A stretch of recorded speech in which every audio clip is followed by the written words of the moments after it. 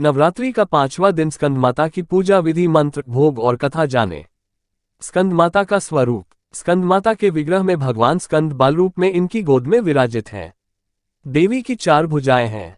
ये दाईं तरफ की ऊपर वाली भुजा से स्कंद को गोद में लिए हैं और नीचे वाली भुजा में कमल का पुष्प सुशोभित है। बाईं तरफ ऊपर वाली भुजा में वरद मुद्रा में है और नीचे वाली भुजा में कमल पुष्प है। इनका वर्ण एकदम श्वेत और ये स्वयं कमल के आसन पर विराजमान है, इसलिए इन्हें पद्मासना भी कहा जाता है। सिंह इनका वाहन है। नवरात्रि का 5वां दिन है और आज स्कंदमाता की पूजा की जाती है। मान्यता है कि स्कंदमाता की पूजा करने से मंदबुद्धि भी ज्ञानी हो जाता है।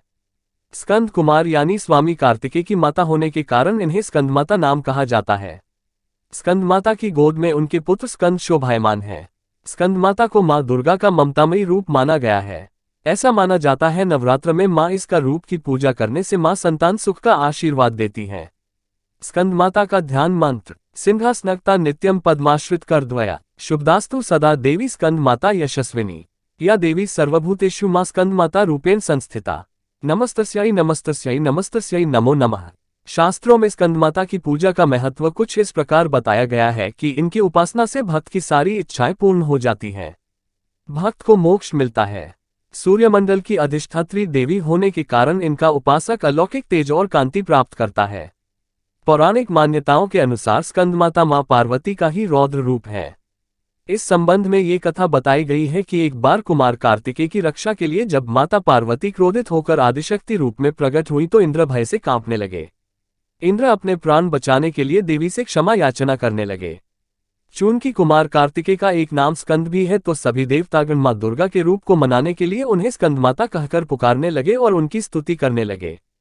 तभी से मां दुर्गा मां के 5वें स्वरूप को स्कंदमाता कहा जाने लगा और उनकी पूजा 5वीं अधिष्ठात्री के रूप में होने। स्कंदमाता की पूजा। स्कंदमाता को वाणी की देवी भी माना गया है, इसलिए जो लोग गायन, एंकरिंग या फिर ऐसे किसी और प्रोफेशन से जुड़े हों जिसमें आपकी आवाज का महत्व होता है उन्हें नवरात्र में विशेष तौर पर स्कंदमाता की पूजा करनी चाहिए। जिन्हें गले में किसी प्रकार की तकलीफ या वाणी दोष है उन्हें गंगाजल में 5 लवंग मिलाकर स्कंदमाता का आचमन कराना चाहिए। माता का भोग और भेंट।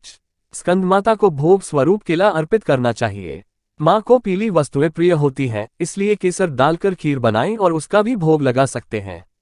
नवरात्र के 5वें दिन लाल वस्त्र में सुहाग की सभी सामग्री, लाल फूल और अक्षत के समेत मां को अर्पित करने से महिलाओं को सौभाग्य और संतान की प्राप्ति होती है।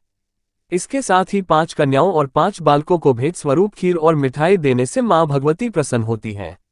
देवी की कृपा से आपकी खाली झोली भरती है और सभी मुरादें पूरी होती हैं।